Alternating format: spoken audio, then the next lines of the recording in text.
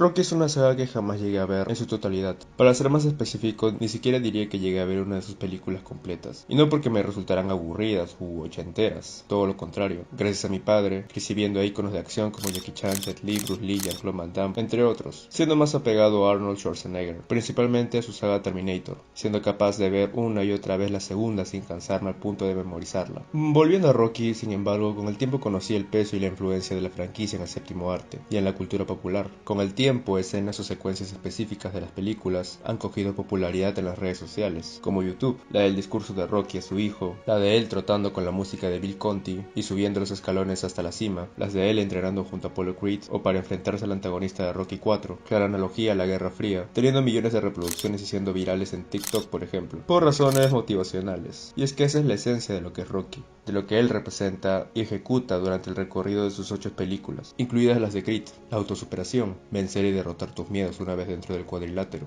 y al salir de él, ser alguien distinto, quien ha sufrido un cambio irreversible y radical. La última película con Rocky como protagonista principal fue Rocky Balboa, el del 2006. Posteriormente, la continuación de la saga ahora estaría liderada por Michael B. Jordan, a quienes la gran mayoría conocimos por Chronicle, del 2012, y Fantaquatrastic, del 2015, al igual que la primera. Una cinta tan espantosa, tan aburrida y tan displicente que es mucho más interesante y digna de estudio el contexto problemático y tóxico alrededor de la cinta. El conflicto entre el director, el estudio responsable y los actores, el no cederle el derecho de los personajes a Marvel como única justificación de la existencia de este producto, entre otras cosas. Salvo el director, del cual podría decirse que su carrera está muerta, el resto del elenco se levantó de ese tropezón en sus carreras. De entre todos, sin duda Michael ha tenido mayor éxito y participación en superproducciones. Es así como llegamos a esta trilogía. La primera película me pareció funcional y entretenida, para nada revolucionaria e innovadora a nivel narrativo técnico. Estuvo filmada por un director apenas en ascenso. Tampoco creo que lo haya sido la franquicia principal en algún aspecto. Hace buen uso de sus recursos narrativos y técnicos, generando las emociones en el espectador que busca generar. Para nada memorable en términos generales de lenguaje audiovisual, ni para el género de acción, ni para las de boxeo, ni para los dramas deportivos en general. Algo en que fallaba era en su antagonista poco explorado y nada empatizable. Si bien se menciona en un diálogo de su entrenador que tiene familia y debería luchar por ellos, se queda en eso, en un mero pretexto verbal. El resto del largometraje no se enfoca en él ni en su supuesta motivación, y si lo hace solo se nos muestra su faceta antipática y provocadora, haciendo que apoyemos únicamente al protagonista y no nos planteemos un debate entre quién apoyar, que a estas alturas ya resulta aburrido y genérico, lo cual sería una experiencia mucho más compleja, pero exquisita. En lugar de solo apoyar al protagonista en su pelea con literalmente un obstáculo inerte, la poca o nula exploración supongo que era intencional, no obstante, también se traduce en un potencial desperdiciado. Totalmente distinto a la segunda cinta, la cual considero que es la mejor de la trilogía, y una de las mejores de la saga en general. Podría decirse que es una secuela directa de Rocky 4, en donde las antorchas protagónicas la poseen los primogénitos, la nueva generación. Para algunos quizás sea algo tramposo, pues se sostiene sobre un legado ya existente, a diferencia de las otras dos que, obedeciendo al lema de la trilogía, construyen su propio legado. Un caso similar al de No Way Home, trayendo de regreso a los protagonistas de las sagas anteriores, y siendo eso una excusa usada por un sector de la audiencia para considerarla la mejor película de Spider-Man.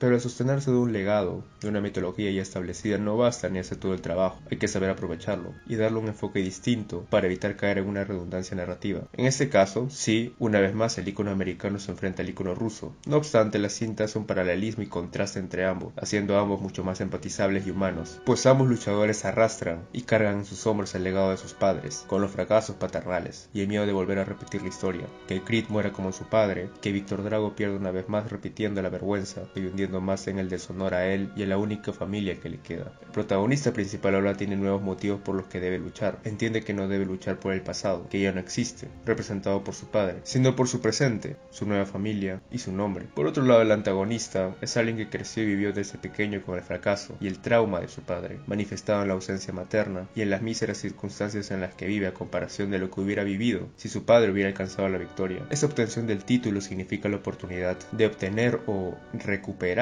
esa vida. Todo esto se traduce en que el padre, inconscientemente, quiere volver a vivir a través de su hijo, quien por consiguiente está predeterminado a luchar por otros, a diferencia de Creed, quien, como se lo dice a su esposa tras el nacimiento de su hija, puede vivir una vida tranquila, sin arriesgar su vida de nuevo. Incluso su madre, desde la primera cinta, lo incitó a que se dedicara a otra cosa. De igual manera, Rocky le pide que se detenga. Lo de Creed es elección, lo de Víctor es obligación. Y es que la familia juega un rol fundamental en la trilogía. Su influencia, su presencia, su mentoría, su figura.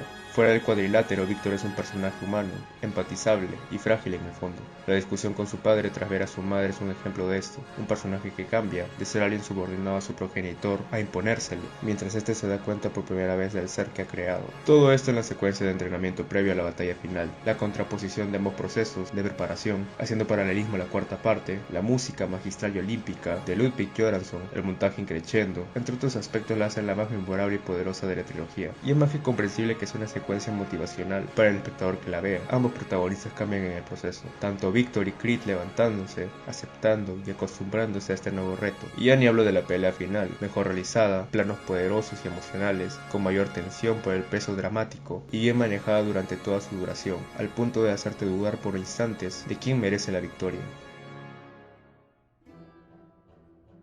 Respecto a su tercera parte, Adonis Creed, quien después de haberlo ganado todo y haber llegado al punto clímax de su carrera, se retira del box para disfrutar su vida con su familia y entrenar y preparar el camino para jóvenes promesas, mientras que alguien del pasado, un amigo de su infancia, reaparece en su vida para recuperar lo que según él se merecía por derecho. Esta cinta es la primera de Michael Jordan como director. Desconozco si se haya formado en cine, en la universidad o es fruto de su mera experiencia, pero el resultado, pese a no ser a la altura de las dos primeras, es una buena película y la más personal de todas. Nada mal para el debut de un realizador. A diferencia de otras, la lucha entre dos amigos, uno que podría decirse que se robó la vida y la gloria del otro, Jonathan Majors, en el rol del agente antagónico Damian, quien, pese a no ser aprovechado narrativamente en su totalidad, es lo más destacable de la cinta, y logra el nivel de intimidación que no pudo en Quantumania, principalmente por el espantoso guión de Jeff Loveness, quien no obstante cree que hizo un trabajo genial, y la risa del público son un fidedigno parámetro de una buena película. Quiero creer que dichas declaraciones son por meras relaciones públicas, y por no arriesgar su millonaria oportunidad de escribir el ambicioso proyecto de la dinastía de Kang. Porque sí,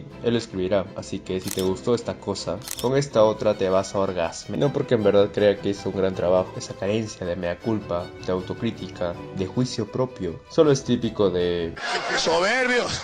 ¡Soberbios! Ya para terminar, en serio cambiaron a una actriz que en una sola escena mostró mayor rango actoral que la actriz con disque experiencia pero carente de expresiones. A su lado el antagonista de Creed 1 es Mads Mikkelsen. De la que te salvaste, Emma. Ahora sí, volviendo a Creed 3, a diferencia de su personaje Kang, en donde, si bien el actor hace un buen trabajo y sienta la base futura de la amenaza que su personaje representará, en su mayoría dicha amenaza se quiere establecer a través de lo dicho, de lo verbalizado, de la sobreexposición de diálogos en varias secuencias. En cambio, aquí la cinta lo hace con hechos, habla con factos, desde su escena de apertura, en donde se nos muestra su experiencia desde joven en los cuadriláteros, siendo capaz de noquear y derribar a sus contrincantes con un solo gancho. Desde esa secuencia la cinta nos anticipa la futura amenaza que representará el personaje, al punto de, como fue mi caso, sentir la tensión y su intimidación cada vez que compartía escena con el protagonista. En otras palabras, cada una de sus escenas me daban la impresión de ser una bomba de tiempo. No es casualidad, pues lo podemos notar en sus gestos y expresiones, de admiración quizás sincera, pero superficial por los logros de su amigo, pero también de una ira comprimida, rencor, odio y envidia, viendo la vida que pudo ser de él si es que no hubiera sacado la pistola aquella noche y hubiera puesto su amistad por delante, a diferencia de Creed, quien solo pensó en huir, sin importarle a su amigo, pues como lo dice el antagonista, jamás pensó en visitarlo, en saber o velar por su bienestar, en la cárcel, de alguien que no solo fue su amigo, sino que sin duda alguna influyó en él, a través de su enseñanza y modo de pelear, por lo que esta rivalidad no es solo contra una persona, sino con él mismo, con la culpa que siente. Damien es la representación de esa etapa difícil, traumática, que solo ha mantenido oculto y reservado ante el resto, y por eso le cuesta superar. Y no es hasta cuando habla de ello, que lo confiesa, que está libre de toda culpa, por así decirlo, que puede enfrentar libremente a Damien, sin ataduras ni obstáculo emocional alguno. A nivel corporal, Jonathan Majors también logra esa intimidación, tanto por su fisionomía corpulenta como por sus balanceos provocativos y desafiantes, al enfrentarse a sus oponentes en el ring, casi como los de un animal, como se puede observar principalmente en la pelea final, reforzado por la dirección. La suma de cámara lenta y primeros planos, recordándome a veces al estilo de Guy Ritchie, en otros rasgos como el juego con la arquitectura y las luces, enfocándose únicamente en ellos cuando pelean, además de una clara influencia y homenaje al estilo de pelea de anime, como el de Dragon Ball Z y Naruto, de los cuales Michael ha declarado ser fanático. Hacen de esa secuencia y de la cinta la más experimental de la hasta ahora trilogía. Quizá a algunos no les guste, ni tampoco digo que sea original, pero el hecho de darle una distinción, de innovar, de otorgarle un factor diferencial a la ejecución, es lo que debe rescatarse, debe resaltarse, y siempre es digno de agradecer. No obstante, tanto el antagonista como la cinta sufren de un montaje que recorte escenas que debieran de durar más para un mejor entendimiento y exploración, aunque quizá también sea problema del guión, algo que podía inferir desde que me enteré que sería la cinta más corta de las tres. Hubiera sido genial un momento personal de Damien, en su punto más bajo, como el de Víctor Drago para una mayor empatización. Sabemos que lo arrestaron por 18 años, pero no sabemos lo que se siente. En su mayoría solo hemos visto un flashback cuando está a punto de ser arrestado, y cuando está en la cima, por así decirlo, pero no sabemos cómo vivió esas 2 décadas tras las rejas. Hubiera sido apropiado la concreción o delimitación a través de una escena dramática o trágica. De todas formas logra su objetivo, los motivos son más que entendibles y empatizables. O sea, fui a verlo con mis padres, y ambos apoyaron al antagonista y querían que ganara, así que supongo que logró su objetivo. Salvo cuando los protagonistas decidieron arreglar años y años de traumas, de culpas, de resentimientos, con una charla breve.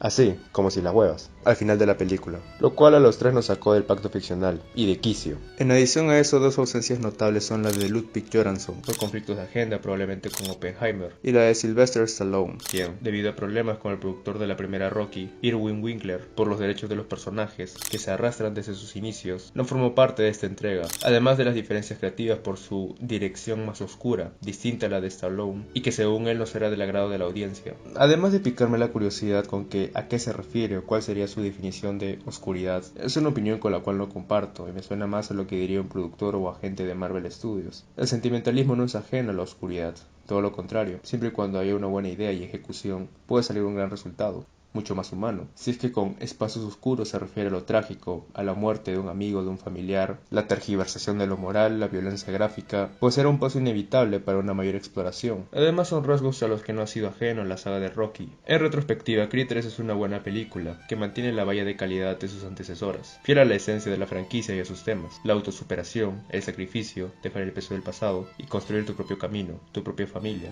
y tu propio legado, el de resistir hasta el final. Como dije, la segunda es la mejor para mí, después estaría la primera, pero es una sucesión más que funcional al arco de Adonis, con intenciones de experimentar y contar nuevas historias, más personales, más oscuras y más dramáticas en pos de evitar la redundancia o decadencia y seguir manteniendo viva la franquicia. Jordan aún tiene planes de expandir el Creedverso como un supuesto spin-off de Drago, redundancia y decadencia en la que acabará arribando tarde o temprano. En lo personal creo que la saga debería concluir aquí, pero al final dependerá de la taquilla, que hasta el momento de hacer este video augura una exitosa recaudación, mas no con el que lo inició todo en primer lugar, a quien difícilmente podemos ver en un futuro y ver que le den una conclusión o un final digno a uno de los personajes más icónicos del cine.